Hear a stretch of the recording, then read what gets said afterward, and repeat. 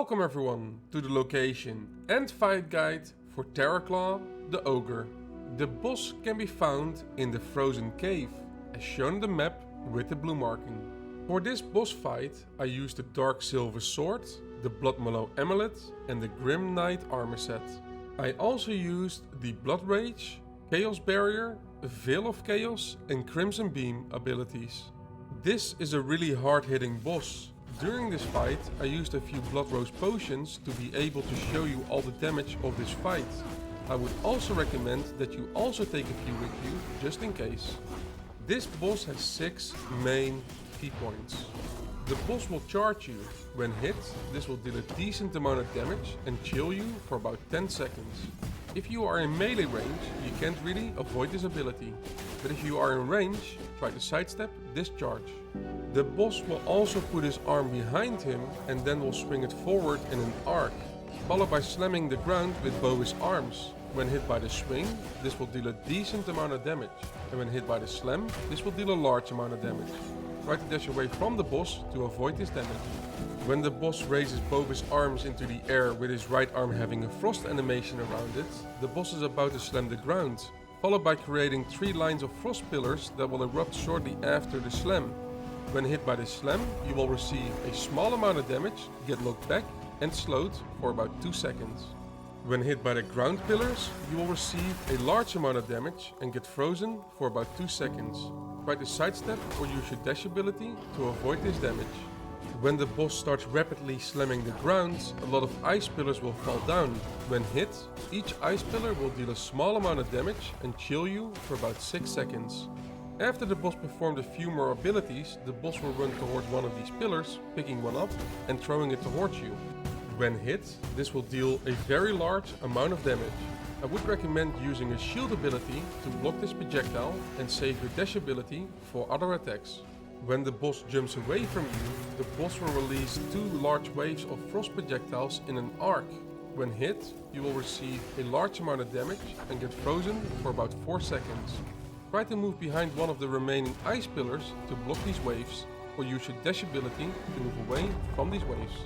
When the boss jumps into the air and a red circle appears, the boss is about to land inside of this circle. When the boss lands, the boss will erupt ice spikes from the ground all around him. When hit, you will receive a decent amount of damage and get frozen for about 4 seconds. Try to move away from the circle to avoid this damage.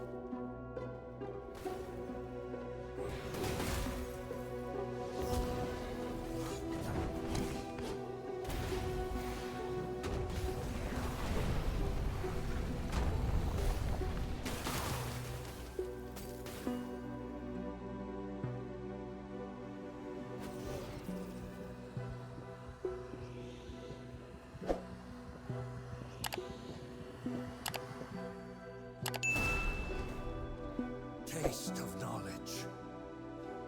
After killing this boss, you will gain a tier 3 frost spell point that you can spend on a tier 3 frost ability of your choosing in the frost ability tab. And finally, you will also unlock the advanced Tannery, which has a 225% increased crafting and refinement speed compared to the standard Tannery.